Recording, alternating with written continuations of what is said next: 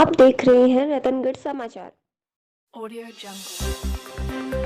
रविवार को वक्फ बोर्ड के चेयरमैन डॉक्टर खानू खान मुदावली रतनगढ़ दौरे पर रहे। NH 11 स्थित एक निजी होटल में कार्यकर्ताओं ने डॉक्टर खानू खां का माला व साफा पहनाकर अभिनंदन किया। इस मौके पर डॉक्टर खानू खां ने कहा कि राजस्थान में भूमाफियों द्वारा कब्जाई गई वक्फ बोर्ड की जमीन पर कब्जा खाली करवाया जाएगा। भूमाफियों पर पहले भी कार्रवाई की गई थी, आगे भी जारी रहेगी। उन्होंने कहा कि मेरे पिछले कार्यकाल में भीड़वाला में 40 साल से भूमाफियों द्वारा कब्जाई गई बोर्ड की जमीन खाली करवाकर 50 बेड का अस्पताल बनाया गया तथा कोरोना काल में भी जाति भेद नहीं करते हुए 18 लाख से ज्यादा की राहत सामग्री आम जन को विकसित की गई तथा अल्पसंख्यक छात्र छात्राओं की हॉस्टल के लिए राजस्थान में कहीं भी जमीन कम पड़ेगी वहां वक्फ बोर्ड द्वारा जमीन उपलब्ध करवाई जाएगी। अल्पसंख्यक छात्रों को स्कॉलरशिप आदि कार्य किए जाएंगे। गृह क्षेत्र रतनगढ़ के बारे में पूछने पर उन्होंने बताया कि आगामी दिनों में क्षेत्र स्वास्थ्य, शिक्षा एवं सड़कों को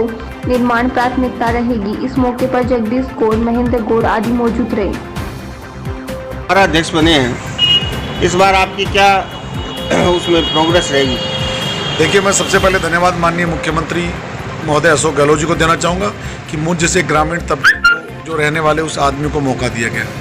मेरा वास्ता तो सिर्फ ये रहेगा कि ये ईश्वर की और अल्लाह की संपत्ति है और ये वक्त एक बार होने के बाद वो ज़मीन कभी कैंसिल नहीं होती है और इसमें कभी भी मियाद भी नहीं होती है कि कब इसके खिलाफ 100 साल बाद में हम मुकदमा दर्ज कर सकते हैं। ये संपत्ति से आय का मतलब ये होता है, ये सामाजिक जो धार्मिक जो गरीब बेसहारा ऐसाई मजलूम लोगों के लिए इस इनकम के पैसे को लगाया जाए। जो लंबे समय से भूमाफिया जो जगह जगह शहरों में जो बन के बैठे हैं, जो लंबे ना पैसा देना चाहते हैं ना उन पे समय पे उसका किराया बढ़ाना चाहते हैं, कि उस लोगों से पिछली बार कई जगह हमने कार्रवाई की, झुंझुनू में, जोधपुर में, बारा में, जयपुर में, भरतपुर, अलवर।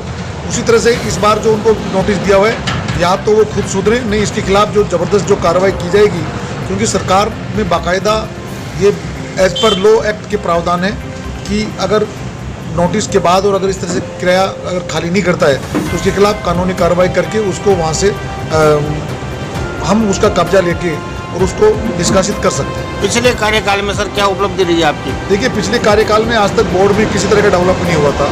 मैंने भीलवाड़ा शहर के अंदर मेरे कार्यकाल में एक प्रस्ताव लेके जो एक दाई हलीमा नाम की हॉस्पिटल जो वक्फी लैंड पे करीबन 40 साल से कब्जा था, उस कब्जे को खाली करवा के हमारे बोर्ड ने निर्णय लिया कि इसका डेवलपमेंट होना चाहिए, जिसमें 8.5 करोड़ रुपए की जो क्षेत्रीय लोगों के द्वारा पैसे लगाना और मेरे द्वारा बोर्ड के द्वारा ज़मीन देना, एक 50 बेड की हॉस्पिटल।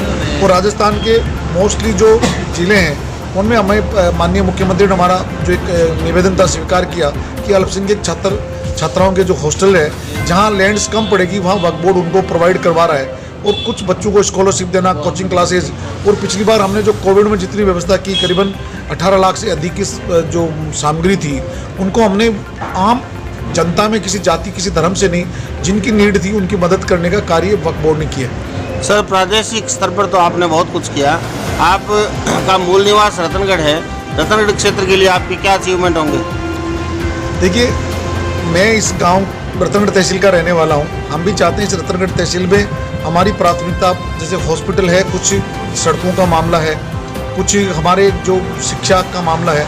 हम माननीय मुख्यमंत्री जो नया जो बजट आ रहा है उसके थ्रू हमें सबसे पहले मेरी तहसील में कुछ ऐसा काम होना चाहिए जिस तरह से मैंने मेरे गांव में हॉस्पिटल, स्कूल, पंचायत, नई पंचायत बनाना, जलदाई जो पानी की समस्या थी मेरे जैसे गांव में, वो उसका क्या इस तरह से पास के गांव में और तहसील में होती है, तो उसका सरकार का एक मैसेज जो अशोक CM साहब का है वो एक हमें संदेश देना चाहिए कि हम सब साथ मिलके हमारा विकास करें, हमारा राज्य का विकास करें।